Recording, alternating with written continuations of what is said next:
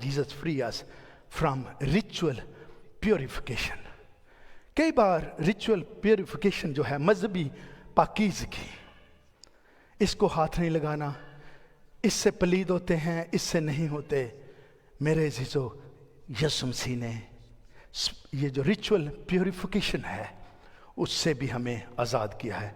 इस्राएल लोग जब वो खुदा के हजूर आते थे अपने आप को पानी से पाक करते थे। सेरेमोनियल वॉशिंग बहुत ज़रूरी होती थी for body filth and disease. जिस्मानी पालीदगी और बीमारियों को पानी से दूर किया जाता था।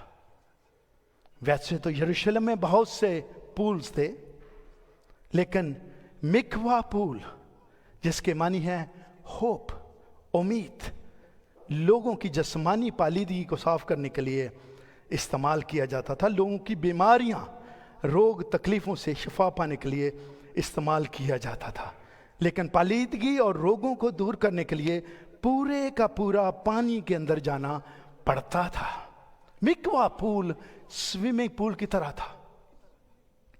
और ये इस्राएल कौम में इन नापाकियों से दूर होने के लिए, और साथ लिखा है रोगों और बीमारियों से दूर होने के लिए, पूरे का इमर्शन, पूरे का पूरा उस पूल के अंदर, पानी के अंदर जाकर बाहर निकलना आता था। आज मैसेज है उस बहन या भाई के लिए जिनको साल हर साल से अगर बीमारियां नहीं छोड़ रही और आपने बड़े होकर बपतिस्मा नहीं लिया, आपको एक अनाउंसमेंट है, आने वाले बपतिस्मों में अपने आप को शामिल कीजिएगा। ये पुराना अहदनामा, कई ऐसी चीज़ें जो हम पुराने अहदनामे में पढ़ते हैं, उसको जब प्रैक्टिस की जाती है, चाहे मन्नत की बात करें तो उसको जब प्रैक्टिस किया जाता है तो सो मेनी टाइम, क्योंकि वो खुदा के फरमान हैं, वो आपकी ज़िंदगी में पूरे होते हैं। तो पालीदगी और रोगों और बीमारियों से दूर होने के लिए मिकवा पूल, जिसका नाम उम्मीद है, होप है, पूरे का पूरा पानी के अंदर हैकल के बाहर जो पूल है उसमें जाना पड़ता था।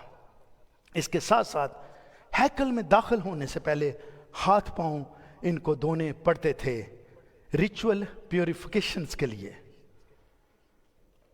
जूतियां हैकल से बाहर उतारनी पड़ती थी। आज का क्रिश्चियन अभी भी अंधा है इस बात में कि जूज इधर उतारें या उधर।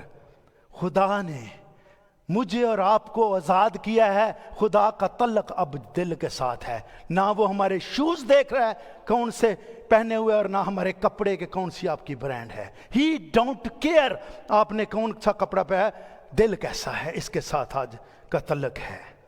एक जो काहिन है, एक वीडियो में छोटी सी दिखाना चाहता हूं, आप देखना जरा कि ये जो काहिन के साथ खुदा कैसे बात करता था। और अगर आज के काहिन के साथ ऐसे नहीं होती, सो प्लीज डोंट वो टेवा मिशन ना करें कि खुदा ये कह रहा था वो और होता कुछ और है। जरा देखेंगे, can you please play the video. 7 चीजें जो थी ये एक काहिन के ड्रेस में होना जरूर होती थी, जो कि आज कोई भी डिनोमिनेशन क्यों नहीं है, किसी में भी वो 7 चीजें नहीं पहनी जाती। प्लीज। हैकल का वो कंप्यूटर जिससे खुदा बात करता था, ओरियम और तमीम का सहरंगेज और कदीम राज, क्या ये वाकई कोई कदीम टेक्नोलॉजी थी? अदीम इसराइल में जब बादशाहों और नबियों को किसी बड़े कौमी बहरान या जंग का सामना होता तो वो खुदा की मर्जी, हैकल का वो कंप्यूटर जिससे खुदा बात करता था, ओरियम और तमीम का सहरंगेज और कदीम राज, क्या ये वाकई कोई कदीम टेक्नोलॉजी थी?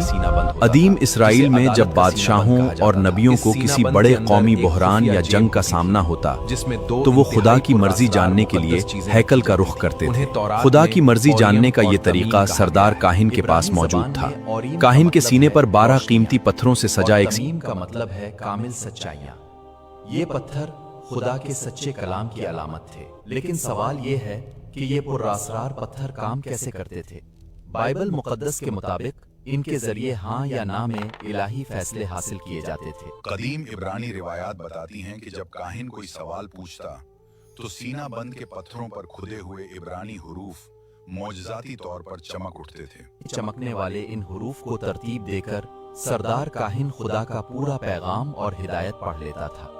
ये उस दौर का एक लाइव मुआसलाती निजाम था। मिसाल के तौर पर जब किंग डेविड ने अमालिकियों का पीछा करने का फैसला करना था تو انہوں نے ابیاتر کاہن سے کہا کہ ایپود اور اوریم تمیم لاؤ تاکہ خدا کا حکم معلوم ہو۔ آج کے کچھ جدید محققین جب اوریم اور تمیم کے اس ہاں یا نا نظام کو دیکھتے ہیں تو وہ اسے خدا کا ایک قدیم الیکٹرانک یا ڈیجیٹل ڈیوائس کہتے ہیں۔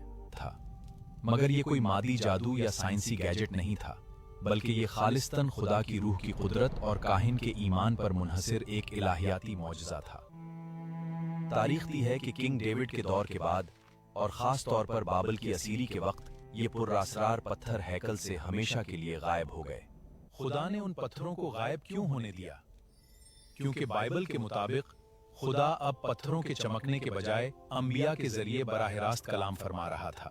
آج ایمانداروں کو خدا کی مرضی جاننے کے لیے کسی مادی پتھر کی ضرورت نہیں، کیونکہ روح قدوس ہر ایماندار کے دل کے اندر رہ کر اس کی رہنمائی کرتی ہے۔ آج بھی یروشلم میں کھدائی کرنے والے ماہرین آثار قدیمہ اس تلاش میں ہیں کہ شاید ہیکل کے مٹی کے ملبے سے وہ پراسرار پتھر دوبارہ مل جائیں۔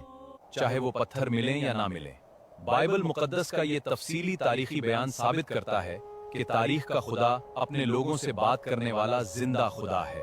کلام مقدس کا ایک ایک لفظ تاریخی، الہیاتی اور معجزاتی طور پر بالکل برحق اور ابدی ہے۔ اپنے بھائی کو اجازت دیں۔ شالوم علیکم۔ ہاللیلویا۔ سو یہ تھے جو کاہن تھا، 7 چیزیں اس کے لباس میں ہونا ضروری تھی۔ یوریم اور تمیم جیسے ان کو کہا تھا، سینہ بند کے اندر ٹو سی گاڈز گائیڈنس۔ وہ 100% پتھروں کے اوپر الفاظ آتے تھے جن کو کاہن سامنے رکھتا تھا، اور وہ کبھی جھوٹ ہو ہی نہیں سکتا تھا۔ یہ گیس والی مشن نہیں تھی۔ آج بھی میرے ایک بہت بڑے پاسٹر سے جو بہت سے بڑی ان کی کلیسیا ہوئی پاکستان میں، انہوں نے مجھے پہ ہی غلط پرافسی کر دی۔